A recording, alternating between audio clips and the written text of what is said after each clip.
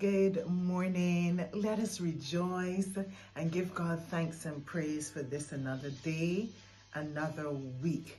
November is about to wrap, and God has been good to all of us. I do not need to know your individual story to make that statement, because God is a good God that does good things for all of his people. Even the rain falls on the just and the unjust. So even if you were out of God's will, in rebellion and disobedience, God is still being good to you. And his goodness should bring us to repentance. Look at the good things that God is doing in your life. All of the things he's affording you. The sun, the rain, shelter, food, the breath that you breathe. And give him thanks and praise and allow it to change your life for his honor and his glory. Now, last week we talked quite a bit about the things that God is doing and how he is with us in the midst of it, and his presence is there with us, his help is there with us. And it requires a response. As I said, his goodness is unto repentance, and it requires a response from us because we're working in partnership with him.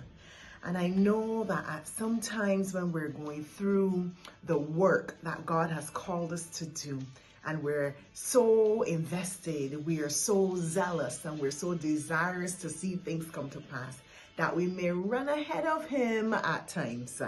But we're not supposed to do that.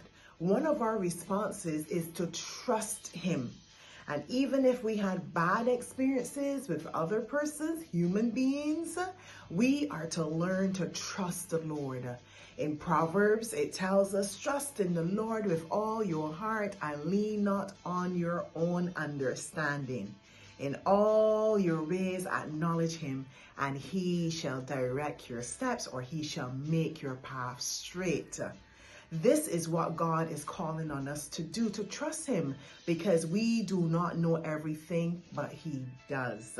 And so do not become so invested in the work that God has called us to do. Yes, be invested, but not invested and zealous to the point that we're running ahead of him or that we're doing our own thing. Neither should we become frantic when we see things a little slowful, a little delay, and then try to put things in place for ourselves. Especially when we are doing the work and it's contributing to the salvation of souls. It is contributing to the building of one's life. It is so important that we wait on God, as we talked about last week, that we allow him to go before us and work everything out. We do not want to put our hand to it, doing things in our own way, in our own way of thinking, and what we think should happen and shouldn't happen. We would muddy the waters and possibly delay the process. So be invested, be zealous, be committed, but trust God, lean on him, wait on him. He will work it all out. After all, he is God, and you can never love that person more than he does. You can never want good things for that person more than God does. He was here before us, and he knows what is best.